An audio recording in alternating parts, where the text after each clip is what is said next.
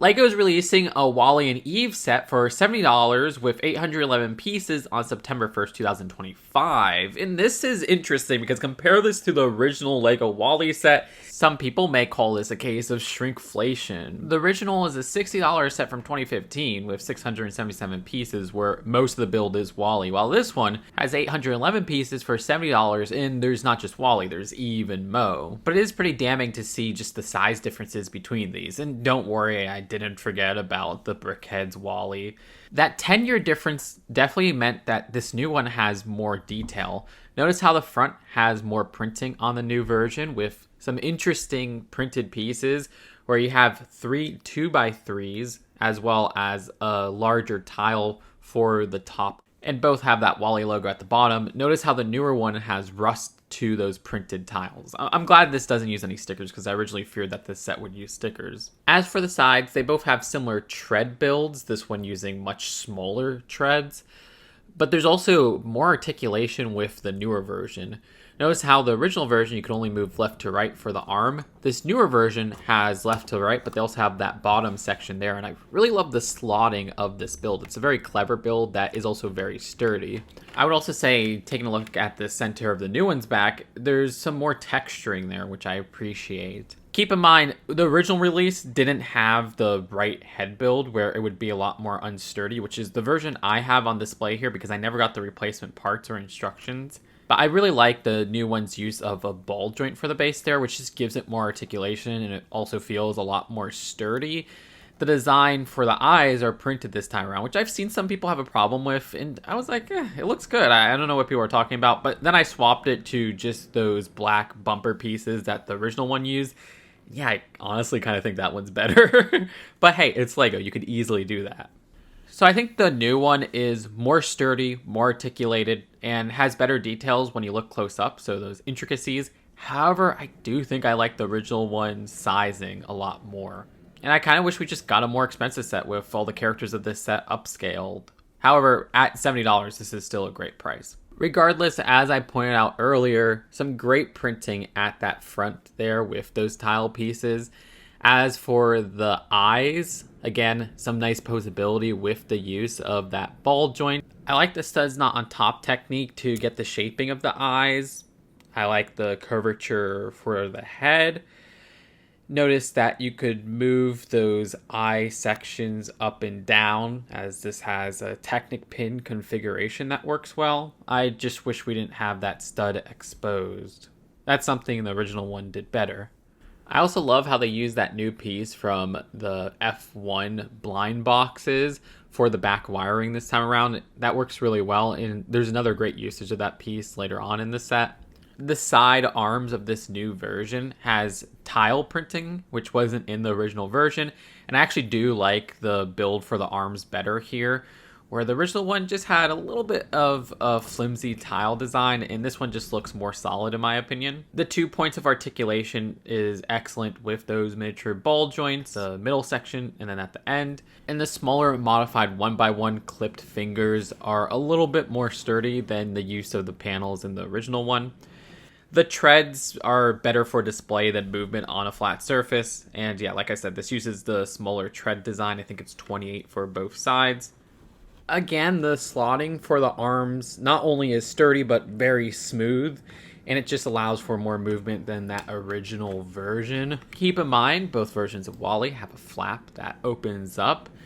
And this one has enough space to fit this rubbish cube they include in the set, which is kind of a fun build. I like the use of that printed bottle top piece. But it also fits the shoe in this set, which I like how that could be used for both WALL-E and EVE in this set. But I think that's it for WALL-E. And then we have EVE, and the build for EVE is the first time that we're getting her outside of that Brickhead's version. So unfortunately, if you put her side by side with the old WALL-E, there's going to be a size inaccuracy because she's bigger than WALL-E in the movie. But I think I might like the build for EVE more than I like the build for WALL-E, where they use some very clever techniques to give this character articulation and expression.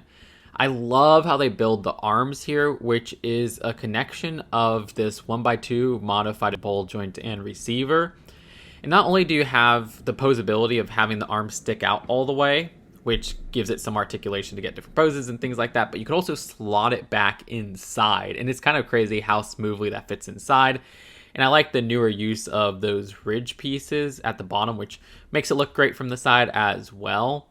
Very impressed with just how much you get from even moving the tips of those arms right there. The figure is surprisingly really fun to pose, and I think she's just straight up adorable.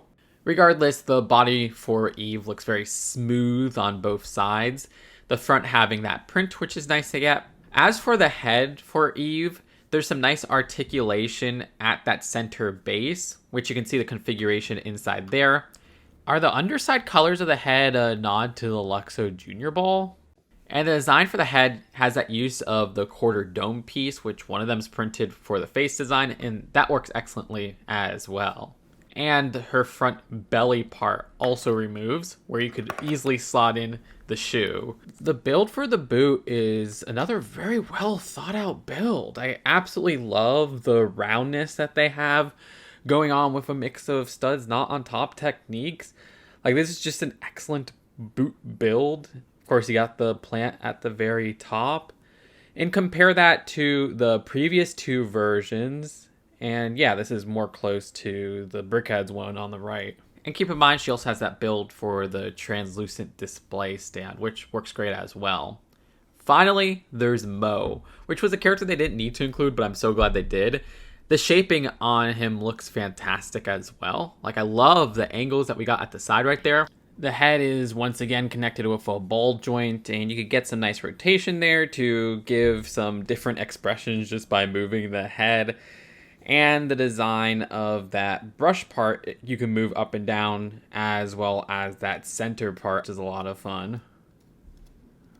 Yeah, this looks fantastic, and I also love the printing for that 1x3 tile at the front. And don't go on thinking that I forgot WALL-E's Roach friend. Very simple build, but also a very effective use of that new piece from the F1 series, and an upgrade from the original set massively. Like, this is the biggest upgrade between the two.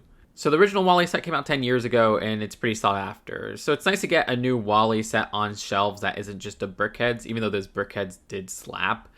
The shrinkage from that old set to this set is something that stings when you put the two side by side.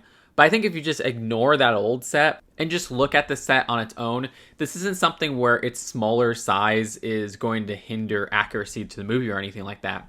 With these three figures on display, or four if you count the Roach, this looks fantastic. This is a fantastic display piece. It's also a very articulated play piece, which it is an 18 plus set, but it has a lot of play to it, oddly enough.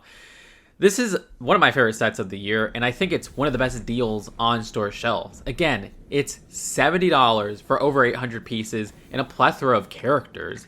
And these are very sturdy brick-built characters, again, like I said, with plenty of play features to them and some great accuracy to the film. It doesn't feel like anything's compromised translating this into Lego form in this specific set. With all things considered, I'd honestly give this set a 9 out of 10. It's, again, one of my favorites of the year. But let me know in the comments below, do you agree that on its own, this set is a fantastic set? And which WALL-E do you prefer? The original WALL-E or this new 2025 WALL-E? Subscribe here for more early LEGO set reviews, LEGO Disney news, everything in between. But seriously, you subscribing, liking, and commenting helps so much when the algorithm on YouTube is very rough. I'll see you later. Peace out. Bye.